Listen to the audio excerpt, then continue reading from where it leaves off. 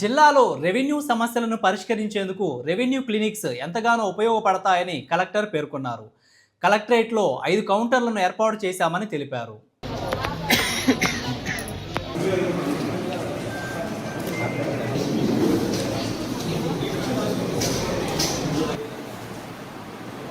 FMB కూడా ఉంది, village map ఉంది. తహసీల్దార్ తోటి సర్వే తోటి ఇక్కడ సర్వేలు కూడా ఉన్నారు. లోపల ఇన్స్పెక్టర్ ఆఫ్ సర్వేలు క్యాడర్లో పెట్టాము. సో అక్కడ మొత్తం అక్కడ వినేసేసి మీకు ఈ సమస్య ఎప్పుడు పరిష్కారం అవుతుందో అది త్వరలోనే చేయాలని, ఈ రోజుకి పరిష్కారం అయిపోతూ ఉంటాయి. కొంత కాలం అవసరం ఉంది, టైం అవసరం ఉంది. అలాంటి దాని కొరకు మళ్ళీ మీ అర్జీలు కూడా రిజిస్టర్ చేసి మీకు రసీదు ఇవ్వడం జరుగుతుంది.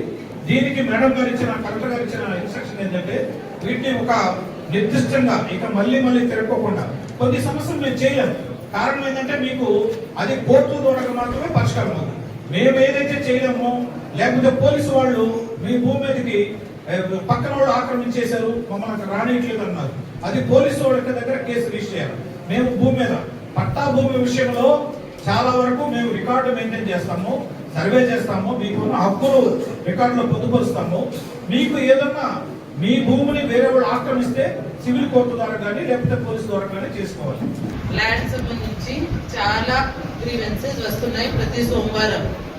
అది మీరు నా దగ్గరకు తీసుకొస్తే లేదా టీఆర్ఓ దగ్గర తీసుకొస్తే 5 నిమిషాల కంటే ఎక్కువ టైం కేటాయించడం కష్టం, ఎందుకంటే చాలా మంది ఉంటారు. రెవెన్యూ గ్రీవెన్స్ అయితే 5 నిమిషాలు సాల్వ్ చేయలేము.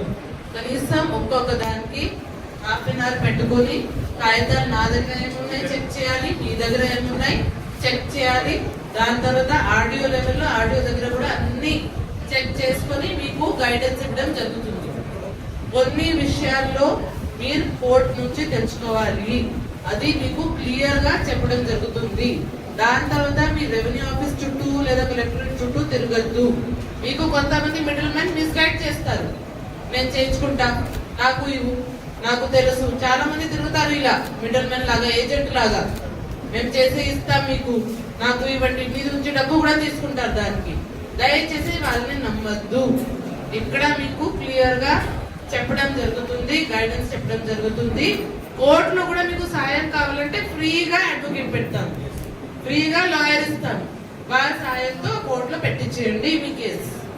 ఎక్కువ మీకు సివిల్ డిస్ప్యూట్ ఉంటాయి, తగాదాలు ఉంటాయి, పటిషన్ ఉంటాయి, ఆ రకంగా ఉంటాయి. ఏదైనా చేయగలిగినవి ఉంటే వెంటనే ఇక్కడే చేసేస్తాను. మీరు మళ్ళీ తహసీల్దార్ ఆఫీస్ కి లేదా కింద స్థాయికి వెళ్ళడానికి అవసరం లేదు. రెవెన్యూ క్లినిక్ కి వచ్చిన ఇప్పటివరకు 70 వచ్చినాయి, 70 పైన వచ్చినాయి. అన్నిటికీ వేరుగా ఫాలో అప్ ఉంటుంది.